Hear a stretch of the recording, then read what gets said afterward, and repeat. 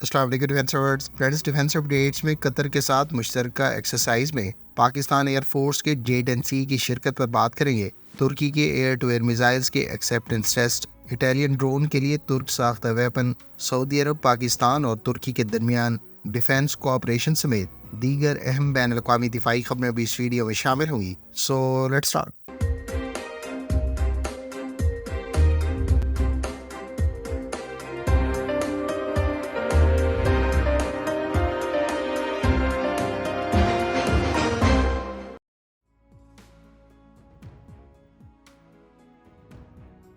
Friends, 10 جنوری سے پاکستان اور قطر کے درمیان زلزال سیریز کی دوسری ایئر ایکسرسائز کا باقاعدہ آغاز ہو گیا ہے۔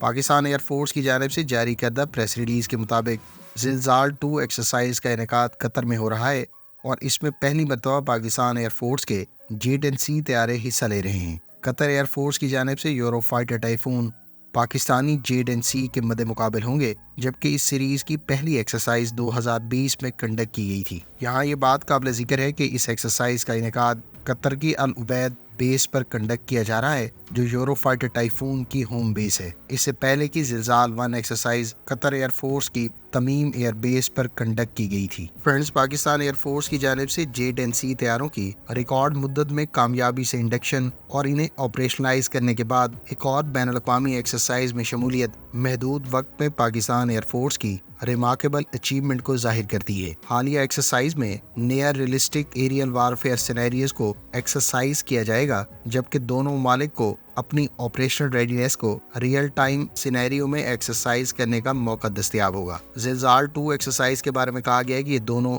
برادر ممالک کی ایئر فورسز کے درمیان انٹر آپریٹیبلٹی اور ایک دوسرے کے تجربات سے سیکھنے کے علاوہ اپنی آپریشنل ریڈینس کو یقینی بنانے کے لیے اپنی نوعیت کی complex joint air force exercise ہے۔ واضح ہے کہ گزشتہ زلزال سیریز کی ایکسرسائز جو 2020 میں کنڈکٹ کی گئی تھی، اس میں پاکستان ایئر فورس کے JF-17 جبکہ قطر کی جانب سے میراج 2000 طیاروں نے شرکت کی تھی۔ خیال رہے کہ پاک فضائیہ کے زیر استعمال جیٹ این سی طیارے اس سے پہلے نہ صرف Indus shield multinational air exercise میں حصہ لے چکے ہیں، بلکہ ان طیاروں کو چین کے ساتھ شاہین سیریز کی مشترکہ ایکسرسائز میں بھی پارٹیسپیٹ کرنے کا موقع دستیاب ہوا ہے۔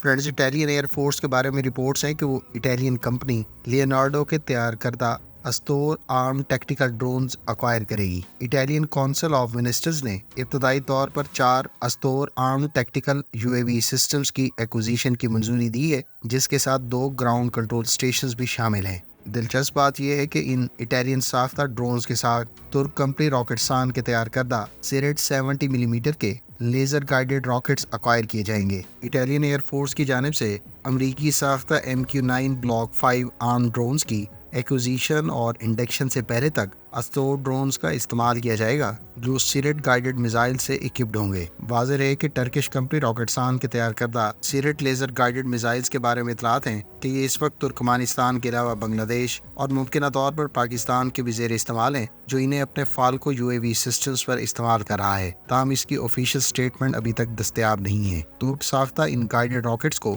اس سے پہلے لائٹ کامبیٹ ایئر کرافٹ اور کرائل UAV سسٹمز کے ساتھ بھی ایکسپورٹ کے لیے آفر کیا جا چکا ہے۔ سیریٹ راکٹس کا ایک ان گائیڈڈ ویریئنٹ بھی موجود ہے، جبکہ گائیڈڈ ورژن کے بارے میں اطلاعات ہیں کہ اس کی میکسیمم رینج 8 کلومیٹر ہے۔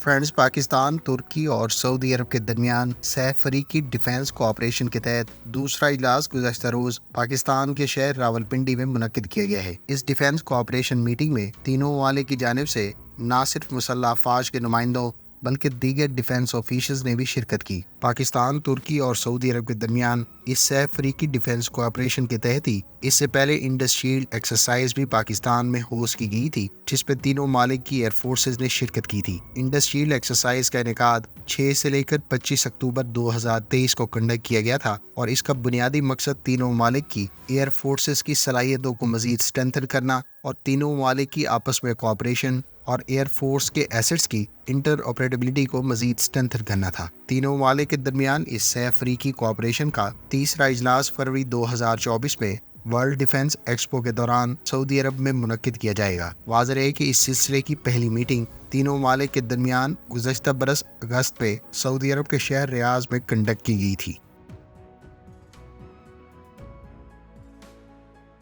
فرینڈز، مالدیپ کے صدر محمد معیزو 10 جنوری کو چین کے اپنے پہلے سرکاری دورے پر چین کے شہر بیجنگ پہنچے ہیں، جہاں انہوں نے چائنیز صدر شی جن پنگ کے ساتھ بھی ملاقات کی ہے۔ مالدیپ کے صدر کا یہ دورہ چائنیز صدر شی جن پنگ کی دعوت پر ہو رہا ہے، جبکہ اس دورے کے دوران دونوں ممالک نے باہم تعلقات کو مزید فروغ دینے کے ساتھ ساتھ 20 نئے معاہدوں پر دستخط کیے ہیں۔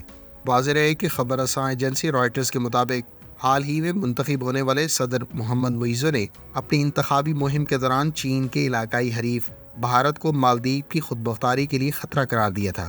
ادھر چین کے صدر شی جن پنگ نے great hall of the people میں خطاب کرتے ہوئے محمد معیزو کو پرانا دوست قرار دیا، جہاں چین نے جامع اسٹریٹجک تعاون پر مبنی شراکت داری پر اتفاق کرتے ہوئے مالدیپ میں مزید سرمایہ کاری کے عزم کا عملی طور پر اظہار کیا ہے۔ فرانس ٹرکش پریزیڈنسی اور ڈیفنس کے سربراہ نے اپنے حالیہ انٹرویو میں کہا ہے کہ ترکی کے تیار کیے جانے والے گوکتوک پروجیکٹ کے تحت ایئر ٹو ایئر میزائلز بوزوگان اور گوکتوگان، جن کو خاص طور پر ٹرکش ایئر فورس کی کمانڈ کی ریکوائرمنٹس کے پیش نظر تیار کیا جا رہا ہے، یہ میزائلز اب ایکسیپٹنس ٹیسٹ کے لیے تیار ہیں۔ خیال رہے کہ اس سے پہلے IDF 2023 نمائش کے دوران ان میزائلز کی میس پروڈکشن سے متعلق کانٹریکٹ بھی سائن کیا جا چکا ہے۔ ان میزائلز کی لو اسکیل فرسٹ پروڈکشن یونٹس کی F-16 PO-3 ایئر کرافٹ کے ساتھ انٹیگریشن پہلے ہی مکمل کی جا چکی ہے۔ ترکی ان میزائلز کو بنیادی طور پر اپنی انوینٹری میں موجود امریکی ساختہ میزائلز کو ریپلیس کرنے کے لیے تیار کر رہا ہے، جس میں Bozdogan air to air missile within visual range اور گوکتوگان BVR یعنی بیونڈ ویژول رینج کیٹیگری میں شمار ہوتے ہیں۔ فرینڈز، یہاں یہ بات قابل ذکر ہے کہ ان میزائلز کو آنے والے عرصے میں نہ صرف کزیللما انمینڈ کامبیٹ ایئر کرافٹ بلکہ اکیجی کے علاقہ خان ایئر کرافٹ پر بھی استعمال کیا جانا ہے۔ اس کے علاوہ یہ میزائل ایکسپورٹ کسٹمرز کو بھی آفر کیے جائیں گے، جس میں پاکستان کے JF-17 تھنڈر طیاروں کے لیے بھی یہ میزائلز فیوچر میں پاسبلی ایکوائر کیے جا سکتے ہیں۔